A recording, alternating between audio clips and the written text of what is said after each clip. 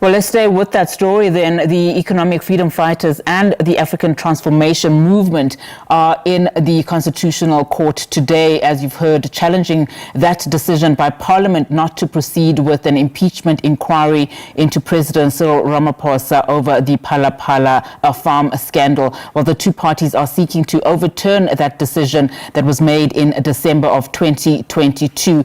And following developments outside the court is our reporter, Natasha, Phiri. Natasha, a very good afternoon to you. So, I mean, we've seen those interesting arguments inside of court, but equally important are the statements that were made by particularly the EFF's leader, Julius Malema, when addressing his supporters outside court, making references at some points on how former President Jacob Zuma was made to account for the Nkandla spending, and that here too, Cyril Ramaphosa, the president, should also be held accountable. What else did he have to say? Well, definitely, Unati, you're quite all right.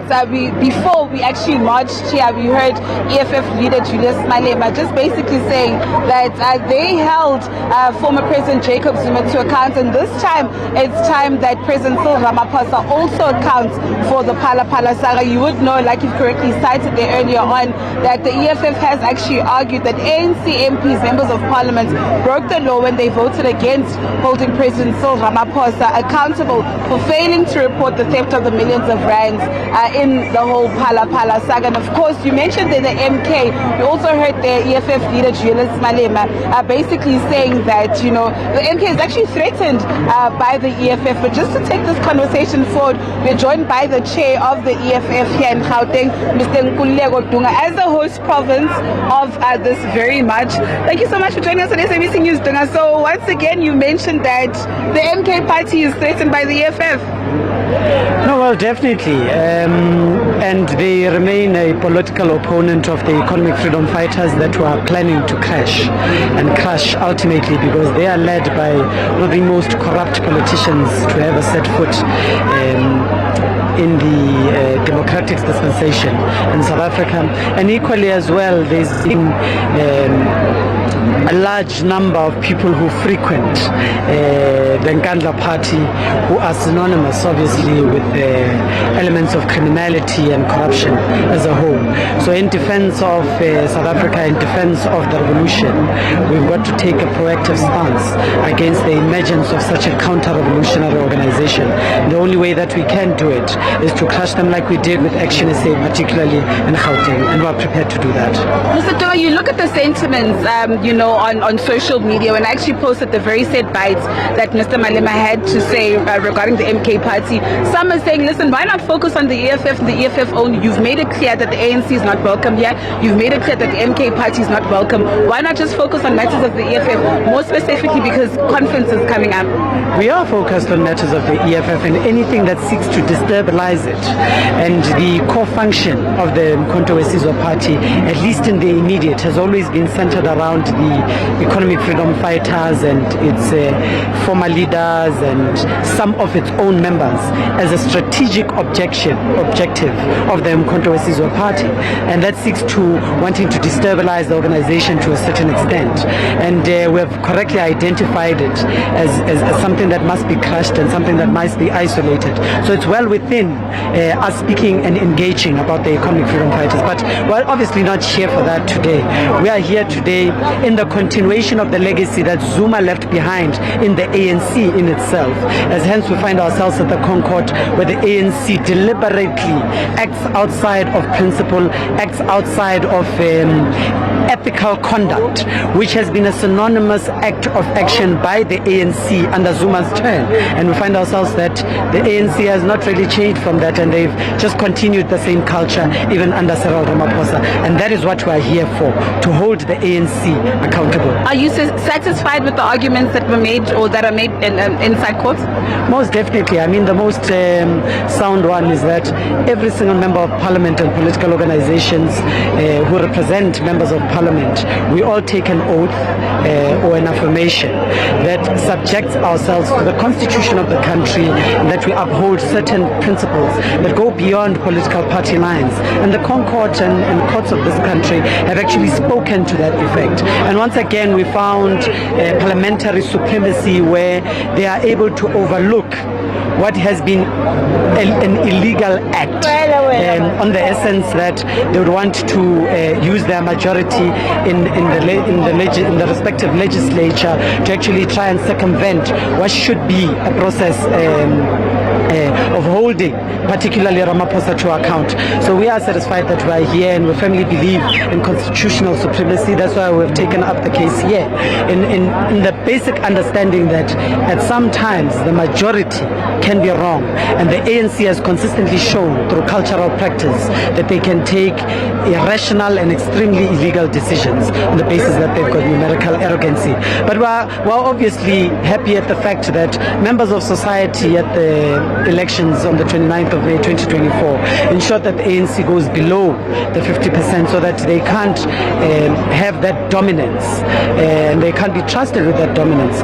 The unfortunate part is that they're leading once again through a coalition government with the DA that from time to time are able to actually regress on some of the principles, the core principles that we find ourselves in the formulation of the Constitution of South Africa. I've been asking every leader that I've been speaking to today about your third National People's Assembly. As the chair of the province, the biggest delegation, how are things from your side? The organization is intact. I mean, the ground forces of the EFF are well in line in understanding the aims and objectives. It's this collective, and these ground forces that have delivered in excess of 10,000 members and members of society that are here to give support to what we have submitted to the Constitutional Court. We sat obviously as the Provincial General Assembly on Sunday, deliberated on key policy perspectives that are being proposed, as well as constitutional amendments of the economic freedom fighters as we go towards the third NPA. And obviously, minutely would be the leadership discussion. But in majorly, you've got to discuss what is a program of action and what are the policies that must be taken forward. And then secondary to that, you then engage on a leadership question in terms of who is best equitable to take these particular policies forward in the next 5 years. And in your view is? And obviously the view of Gauteng encompasses a lot of elements to it. Organizational renewal. It speaks of continuity in the sense of organizational memory. We also engaged particularly as well in terms of demographic spread and geographical spread, and we managed to compose what we would term as a extremely progressive collective, and there's extreme levels of unity in terms of the names that are proposed, but those discussions are obviously discussions that are held in the relevant structures of the EFF, and that will be the third NPA. But we can safely confirm to you that Gauteng rallies behind the Commander-in-Chief Julius Solomon to be at the helm of this particular struggle that we are waging in. He's best equipped to advance the struggle. He's best equipped to restart a process of rebuilding this organization, because we can't divorce the fact that we've lost votes, and we can attribute that to many aspects of it, including by those who left us and who are today claiming that they've been misled while they were at the center of leading, and to advance this revolution would require someone who's no pushover, and we appreciate the leadership of the Commander-in-Chief to be right at the helm of the collective to take us forward. Just lastly, just engaging the views of ordinary EFF members and supporters here on the ground, they characterize it as the most challenging time for the party. Some are quite honest to say that. What's your characterization of this current situation? No, definitely. We crossed through the hurdle of the 10th years of existence of the EFF, and those who do business orientation would tell you that the first 12 months of any institution that you would establish are the most most important. So we went past the 2 years. We then had to go through the 10 years, which we did, and we excelled in it. And right after the 10 years, we were faced with numerous challenges, and one of them being some of the founding members of the EFF leaving the EFF with the hope, by the way, that there would be a collapse of an organization.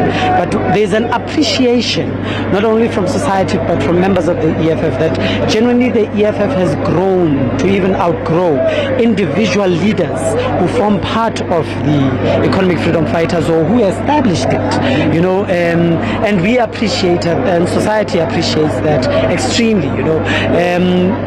We call it the rebirth of a revolution at some stage, you know, that we are going through. It's the giving birth of a different space of politics that we are going to engage in. And we'll be sitting back reflecting in the next 10 years and say, we come from difficult times. And difficult times make great leaders. Difficult times make great organizations. This is not in isolation. The ANC, who are in existence of 112 years plus, had gone through a similar process themselves. The establishment of even breakaway political organizations, the establishment of being infiltrated as an organization themselves, were some of the things that, I mean, even now they are going through serious challenges as an organization where they are part of governance with other political orientated organizations that they don't firmly, strongly believe in, you know, and that's a challenge on its own. As to whether will they get over it or not, we wait to see, but definitely the EFF is more than prepared to ensure that we cross over the bridge and we face the challenges head on. We don't go to the marsh, you know, we don't take shortcuts in trying to rebuild our process, but genuinely we do see a future. Society does see a future, and there is no way that we'll let go of this organization where we have rallied in excess of 1.5 million people behind it and say that now is no longer the time, and that there must be a dissolution or a dissolving of a political orientation and a movement of this nature.